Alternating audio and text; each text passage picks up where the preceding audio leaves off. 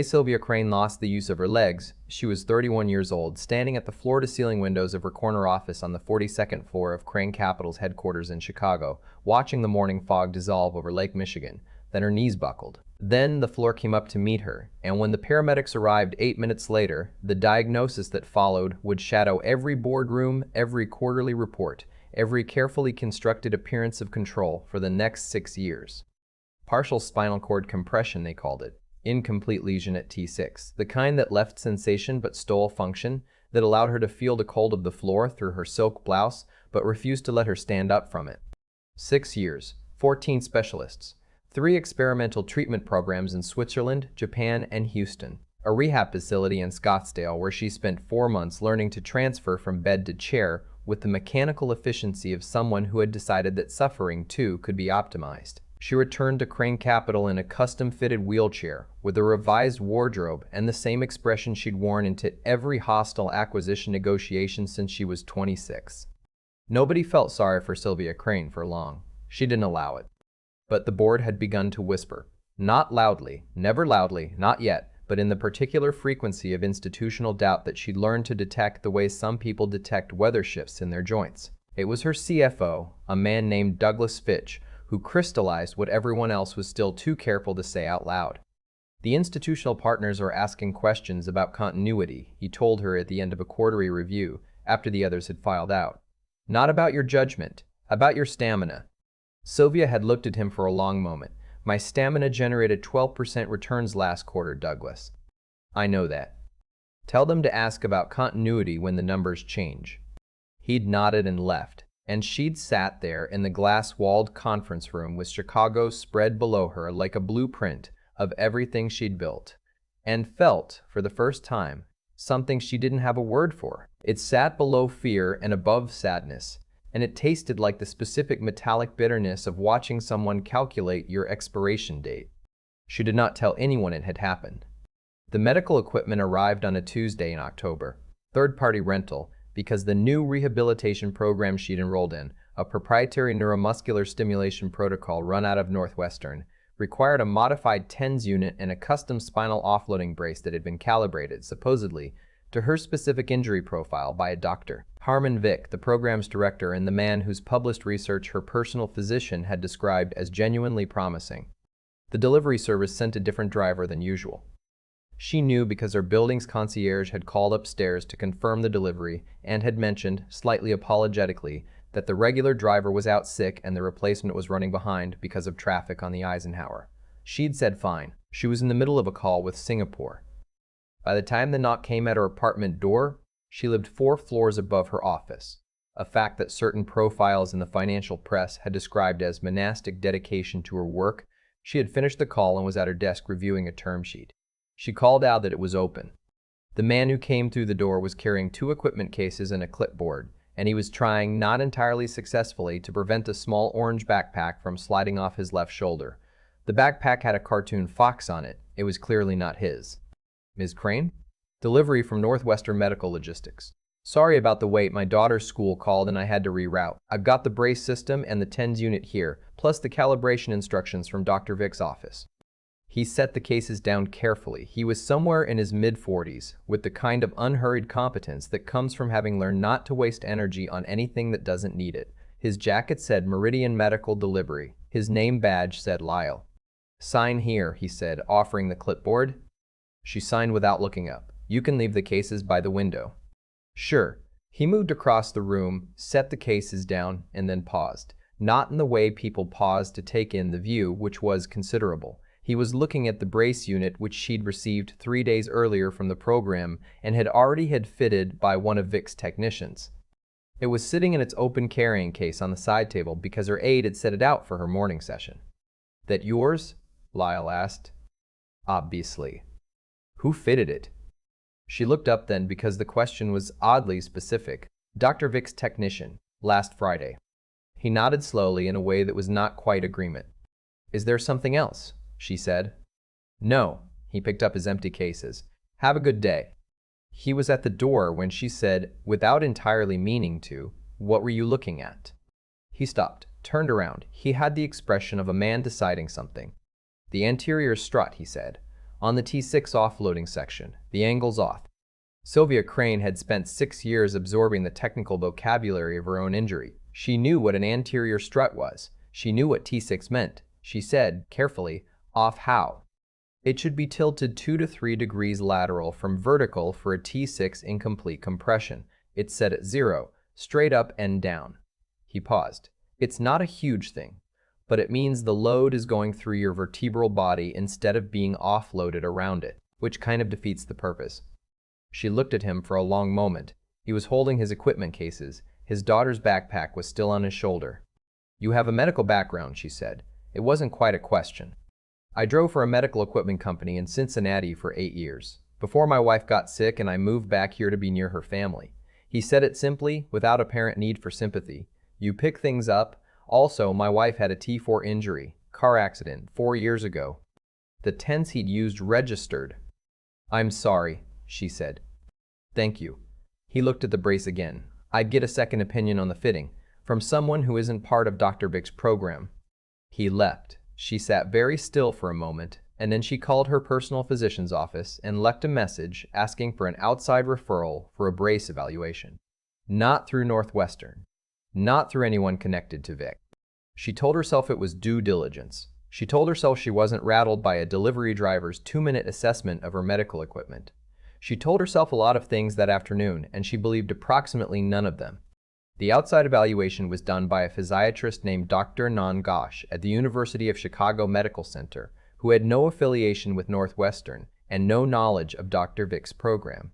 He examined the brace for 11 minutes. He asked Sylvia a series of questions about her sensation levels, her daily pain patterns, the progress she'd seen since starting Vic's protocol 6 weeks earlier. Then he said, in the careful tone of a man who understood both medicine and litigation, I need to ask you something directly. Has anyone connected with your current treatment program ever explained why this brace is configured this way? They told me it was calibrated to my specific injury profile. Dr. Ghosh nodded. I'd like to have you come in for imaging before we discuss further, but I want to be honest with you, this configuration isn't one I'd associate with a T6 incomplete compression. The load distribution is counterproductive. In fact, if I were designing a brace to prolong symptoms rather than address them, I might design it something like this. Sylvia heard the words. She processed them with the part of her brain that processed financial disclosures and regulatory language and the particular grammar of things people say when they are trying to tell you something catastrophic without being the person who told you. She drove home. She drove herself. Had since 3 months after the accident, hand controls. And she sat in the parking garage for a long time. 6 years. 14 specialists, all of whom had operated within the same professional ecosystem. All of whose referrals had run through the same small constellation of physicians at the top of Chicago's medical community. All of whom, she now began to understand, might have been looking at a problem that someone with sufficient motivation had very carefully arranged to be unsolvable. She thought about Douglas Fitch's face when he'd said the word continuity. She thought about the clause in her company's bylaws that allowed the board to initiate a competency review if the CEO was deemed to have a long-term physical condition affecting her capacity to lead. She thought about who sat on the board's medical advisory panel. Dr. Herman Vick sat on the board's medical advisory panel. He had been appointed 2 years before she became his patient. She called Lyle. She'd kept the delivery receipt which had his dispatch company's number, and the dispatcher was willing, after some initial uncertainty, to pass along a message. He called back that evening. She could hear a child's television program in the background. I want to understand what you saw, she said, in as much detail as you can give me. He told her. He was precise and undramatic about it, which she found, paradoxically, more frightening than drama would have been. He described the mechanics of spinal offloading with the matter-of-fact fluency of someone who had spent years understanding exactly this, because someone he loved had needed him to. He explained why the 0-degree anterior strut would cause ongoing microcompression rather than relief. He described 2 other features of the device he'd noticed, a particular tension setting on the posterior strap and the placement of a pressure node at L1 rather than T7 that he said, in his non-medical professional opinion, didn't add up. When he finished, she said, would you be willing to say this to someone official? A medical ethicist? Or a lawyer? A pause. I have a 7-year-old, he said. I need this job. I'm not asking you to be a whistleblower. I'm asking you to tell the truth to one person in a room who can then do something with it. I'll make sure it doesn't come back to you. Another pause, longer. Yeah, he said. Okay. She did not move quickly. She had not built Crane Capital by moving before she understood what she was moving into. She spent 3 weeks in quiet, methodical accumulation. Dr. Gotch provided a written analysis of the brace configuration, framed as an independent clinical evaluation. A medical devices attorney named Renata Solberg, who specialized in manufacturer liability and had never heard of Harmon Vick, reviewed it and identified 3 aspects that she said warranted serious inquiry. A forensic accountant reviewed the financial relationship between Vick's research program and the foundation that had donated significantly to that program, a foundation whose primary funder was the Crane Capital board member who stood to gain the most from a prolonged CEO incapacity. That board member was a man named Gordon Ashby. He had joined Crane Capital's board 4 years ago. He controlled, through various vehicles, approximately 18% of the company's shares. He had been publicly vocal about the need for succession planning at Crane Capital in an interview he'd given to a financial publication 8 months ago. Sylvia had read that interview. She'd told her chief of staff at the time that it was a standard board member performance. She'd believed that when she said it. She did not believe it anymore. What she had now was not proof in a courtroom sense. What she had was a coherent pattern, documented by credible professionals, suggesting that a medical device she'd been prescribed by a physician connected to her company's board had been configured in a way that prevented her recovery. The physician was financially linked to a board member whose interests were served by her continued incapacity. 6 years of 14 specialists had all operated within a referral network that Vick either anchored or influenced. She sat with this for a long time before she did anything with it. Not because she was frightened, though she was, in a cold, clarifying way, but because she had learned, over the course of an adult life spent in boardrooms, that the moment you show what you know is the moment that determines everything. She chose a Tuesday, the second Tuesday of November, a regular board meeting. She arrived early, as she always did. The meeting had been underway for 40 minutes when Sylvia asked, pleasantly, whether Dr. Vick's quarterly medical advisory report could be tabled until she had a question addressed. Gordon Ashby said that was fine, in the tone of a man who had never expected this particular Tuesday to become notable. I want to disclose, Sylvia said, that I've initiated an independent medical review of my treatment protocol. I should have done it sooner. I think we all understand why thoroughness matters in these situations. Ashby said, of course, naturally. The review identified some concerns about the configuration of my primary assistive device, she continued. I've had those concerns assessed by a physiatrist at the University of Chicago, a medical devices attorney, and a forensic accounting firm. She paused, and the pause did exactly the work she intended it to do. The physiatrist's findings are documented. The attorney's analysis of the device manufacturer's liability is documented. The accounting firm's review of the financial relationships between the medical advisory panel and the foundation funding Dr. Vick's research is also documented. The room had a quality of stillness she recognized from negotiations that had just shifted irrevocably. I want to be clear, she said, that I'm not making accusations today. I'm disclosing that this documentation exists and that I've shared it with outside legal counsel, who has advised on next steps. What I'd like to know from this board is whether anyone has information relevant to these questions that they'd like to share voluntarily, at this time before those next steps proceed. She looked at Gordon Ashby. Gordon Ashby looked at the table. The board member to Ashby's left, a woman named Patricia Kwan, who had been on the board for 9 years and whom Sylvia had always considered a careful reader of rooms, said in a voice stripped of everything except precision, Gordon, I think you should call your attorney. He left the room 12 minutes later. He did not return. What followed was not simple or fast, because nothing that involves a forensic accounting report and a medical ethics panel and a securities regulator inquiry is ever simple or fast. Sylvia understood this and planned accordingly. She'd always understood that the actual work of justice was administrative and procedural and largely undramatic, which is why people who expected it to feel like a verdict were usually disappointed. What she got instead, over the following 8 months, was a formal investigation by the Illinois Department of Financial and Prudential Regulation into Dr. Harmon Vick's conduct, a securities inquiry into Gordon Ashby's trading activity around the period he'd given his succession planning interview, a settlement the terms of which were confidential but which Renata Solberg described, with considerable understatement, as significant.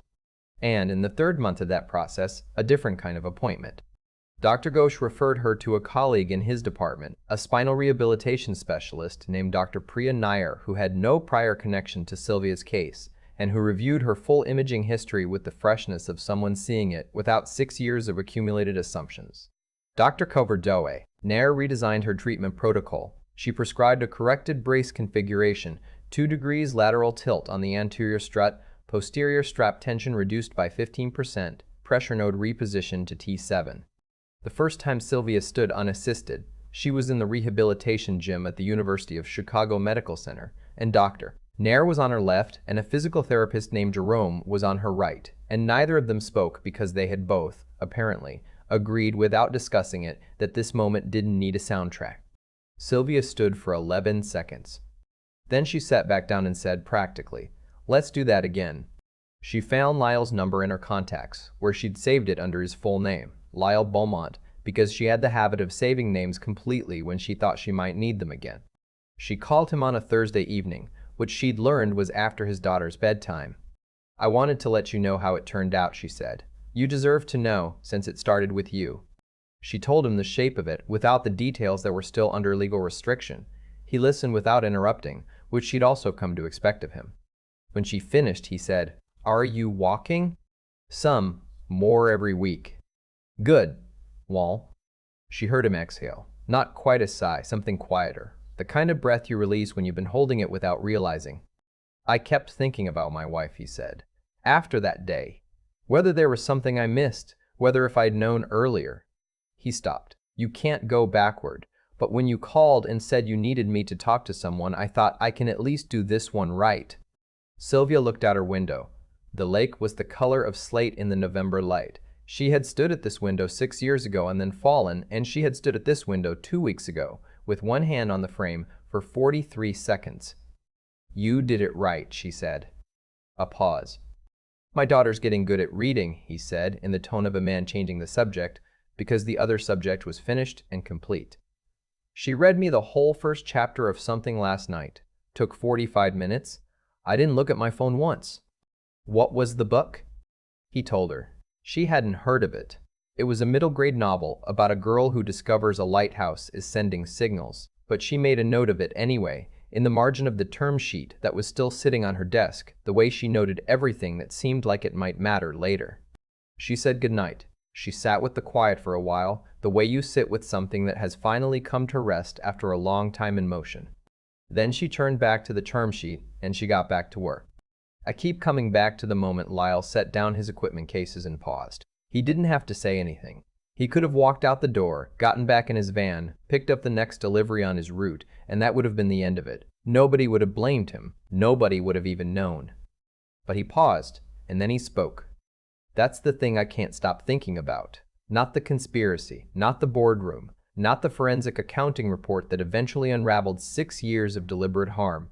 All of that matters. But it started with one person choosing to say something true when silence would have been so much easier.